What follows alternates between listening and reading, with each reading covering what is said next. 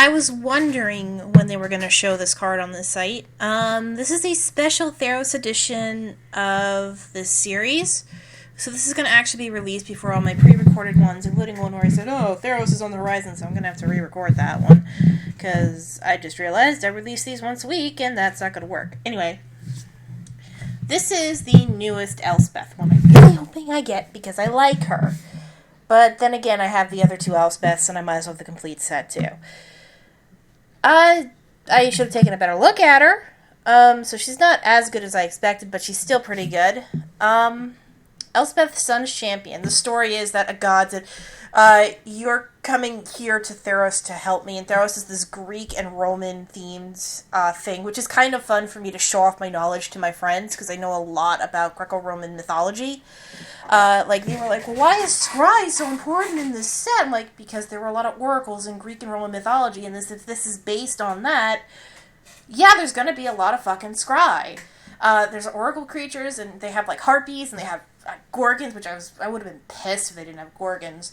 I know they just had them in Ravnica, but for fuck's sake, this is Theros. Anyway, this is a 6-mana planeswalker, and she's still the average 4 loyalty, so she's rather expensive to cast for not a big upgrade. She has an improved version of her original first ability, which is +1 put. Originally it was 1, but now it's 3 white soldier tokens into the battlefield. 1/1s, of course. Her second ability is the one I really like. It's kind of like the Sorin situation with the original Sorin, where his second ability, I think, is better than his nuke, although her nuke is really nice. -3. Destroy all creatures with a power 4 or greater. I have a friend who plays a green deck. It's somewhat token-producing, but it's mostly creatures that are 5/5, 7/7. You get the idea. Yeah, this is a card that'll destroy that deck. Granted, it also doesn't have flying, so it's not hard. There's a few weaknesses to it, as me and a friend discussed. You know, he thinks it's so great, but no. Anyway, her nuclear ability is very simple. You get an emblem with creatures you control get +2/+2 and have flying. That's pretty good, especially with the flying, because there are very few cards that do mass counteracting to flying. I do have one of them in my Izzet deck. I don't think that's going to feature heavily in this set, at least not this part of the set.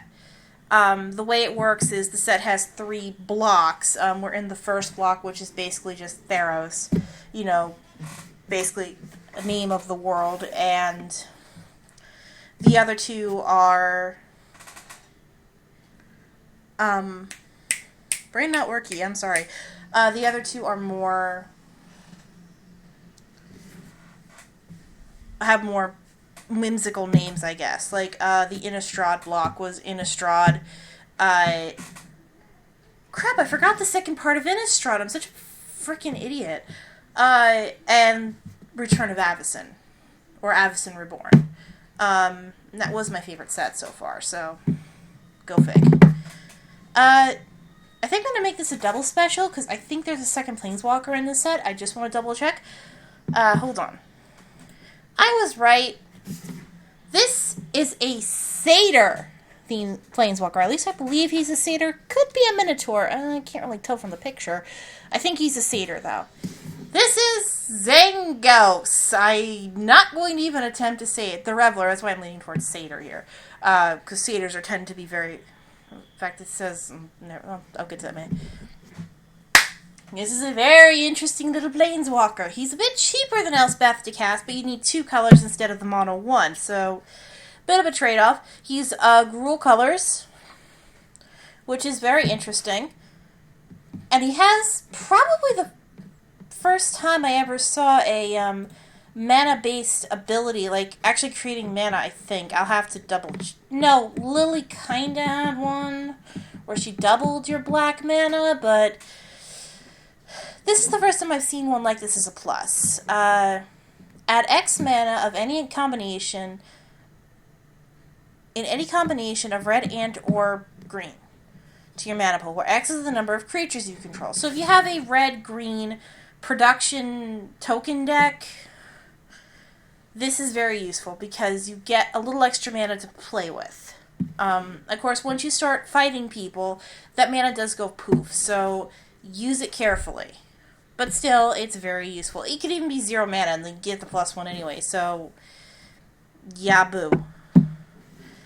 He has a 0 ability. He has a nuke, but he has a 0 ability, which is interesting. And he starts with 3 loyalty, and he built up in like 3 turns. Sorry, my hand's like banging on the desk. I'm kind of flailing around because I just did my nails, and I'm hoping this dries them off. Yeah, I'm a little weird. His 0 ability is really interesting, though, because it's a token ability. Put a 2/2 red and green satyr creature token with haste onto the battlefield. So you can start swinging it with them right away, so that's pretty nice. And it ties in beautifully with the first one. So, very clever and very well made. His nuke is -6. Exile at the top 7 cards of your library.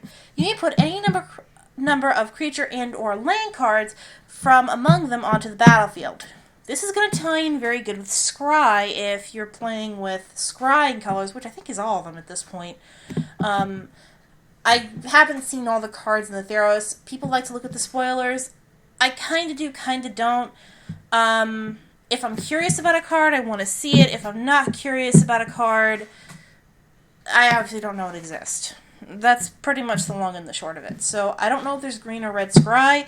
If there is, this ties in beautifully because you can look at your cards, make sure you have land and or creatures on top. Get everything. Get a hand's worth of cards onto your battlefield. That's good.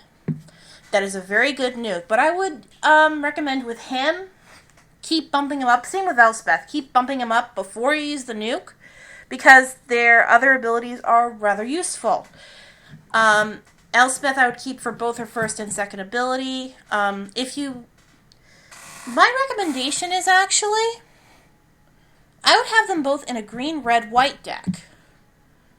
Yeah, think about it. They're both token production creatures. The token production does not take anything away from either of them. He produces mana for it, and she destroys giant creatures, and yours are all tiny. In other words,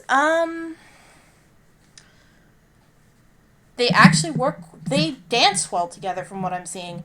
Keep in mind, this is the day before the first pre-release in my area, alright? That's why I'm doing this tonight. This video is going to be released at 2 a.m., 2:43 a.m. on Saturday. I'm going to upload this as soon as it's done. This is going to come out before any of my other new episodes. There'll still be a new episode that I pre-recorded.